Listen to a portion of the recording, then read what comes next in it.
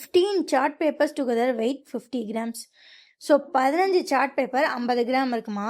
How many of the same type will be there in a pack of 2.5 kilograms? So 15 chart 50 gram அப்படின்னா 2.5 கிலோவில் எத்தனை chart இருக்குன்னு கேட்டிருக்காங்க. அதுக்கு முதல்ல 1 கிராமில் எவ்வளோ சார்ட் இருக்குன்னு பார்க்கணும். So 50 கிராம்னா 15 charts. ஸோ அப்போ 1 கிராம்னா 15/50 சார்ட்ஸ். இதை அப்படியே வச்சுக்கோங்க. ஸோ இப்போ எத்தனை கிலோகிராம் இருக்குது நமக்கு? 2.5 கிலோகிராம். ஓகேவா? ஸோ இதை முதல்ல நான் கிராம்ஸாக மாற்றணும்.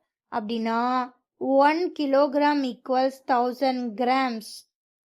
ஸோ அப்போ இதை கிராமாக மாற்றணும்னா இது இன்ட்டு 1000 பண்ணணும். ஸோ 2.5 இன்ட்டு 1000 அப்படின்னா 2500 கிராம்ஸ். ஓகேவா? ஸோ இப்போ எனக்கு என்ன தெரியும்னா 1 கிராம் இங்கே நான் பண்ணியிருக்கோம் இல்லையா, 1 கிராமில் 15/50 சார்ட்ஸ் இருக்குமா. அப்போது 2500 கிராம்ஸில் எத்தனை சார்ட் இருக்கும்? 2500 இன்ட்டு 15/50 சார்ட்ஸ் இருக்கும். கரெக்டா? So 0 0 cancel. 1 5s are 5, 5 5s are 25, 0. So 50 into 15 charts இருக்கும். 5 into 15, 5 5s are 25, reminder 2, 1 5s are 5, + 2 7.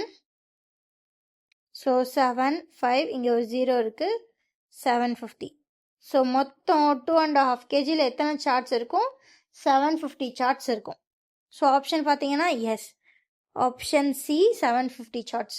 இங்கே நமக்கு 15 சார்ட்ஸ் 50 கிராம்னு கொடுத்துட்டு 2.5 kgக்கு எத்தனை சார்ட்டுன்னு கேட்டிருக்காங்க. ஸோ இதை கிராமை தான் நம்ம சார்ட்டாக மாற்ற போகிறோம்.